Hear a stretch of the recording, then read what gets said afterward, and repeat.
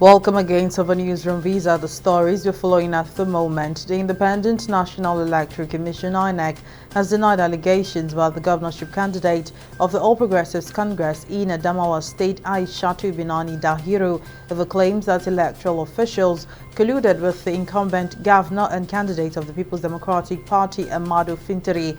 Binani, who has since approached the court to challenge Fintiri's victory, had in a statement claimed that some INEC national officers from Abuja held a night meeting in the Adamawa State Government House.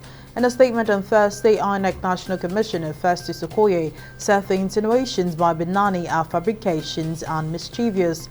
The commission said it appointed and retained only one returning officer for the governorship election, who also doubled as the state's coalition officer for the presidential election. The Kaduna State government has said that no fewer than 214 persons were killed because of attacks by terrorists, communal clashes and reprisals across the state from January to March 2023. This was disclosed by the State's Commissioner for Internal Security and Home Affairs, Samuel Ariwan, in the first quarter 2023 security report he presented to the State Security Council. Ariwan revealed that 196 males, 14 females and 4 minors were killed, while 746 citizens were kidnapped during the period under review. And the National Social Safety Net's Coordinating Office says the $800 million facility secured by the federal government from the World Bank will help cushion the effects of existing social and economic shocks on the most vulnerable Nigerians. Earlier in the month, the Minister of Finance, Budget and National Planning, Zainab Ahmed, said the $800 million received from the bank would be disbursed to the 10 million households considered to be the most vulnerable to cushion the effects of the planned subsidy removal in June. Reacting to this in a statement, the head of communications at NASCO, Joe Abuko, clarified that the facility would mitigate the impact of economic shocks, including COVID-19, inflation, Naira redesign, cash crunch, flood losses, and petrol subsidy removal. And amid the rise of coronavirus cases in India, Defense Minister Rajnath Singh has tested positive for COVID-19.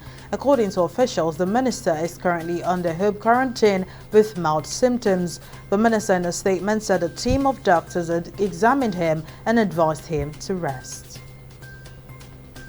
And oil prices were down in Asian trade on Thursday as the US dollar strengthened on rate hike expectations, and after recent economic data from the US and China did not do enough to encourage expectations that demand will improve. Brent crude futures lost 78 cents to trade at $82 a barrel, while West Texas Intermediate crude futures dropped 95 cents to $78. Both benchmarks declining for a second day after a 2% fall on Wednesday are at their lowest since OPEC Plus announced its surprise production quote on April 2nd.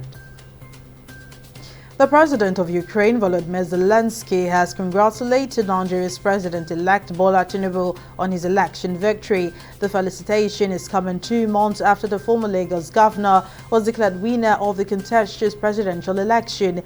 In his congratulatory message, Zelensky praised Tinubu over his victory, adding that his war-torn country is determined to further strengthen cooperation with Nigeria. The Ukrainian leader also extended an invitation to the president-elect to visit Ukraine on a state visit after his inauguration on May 29th.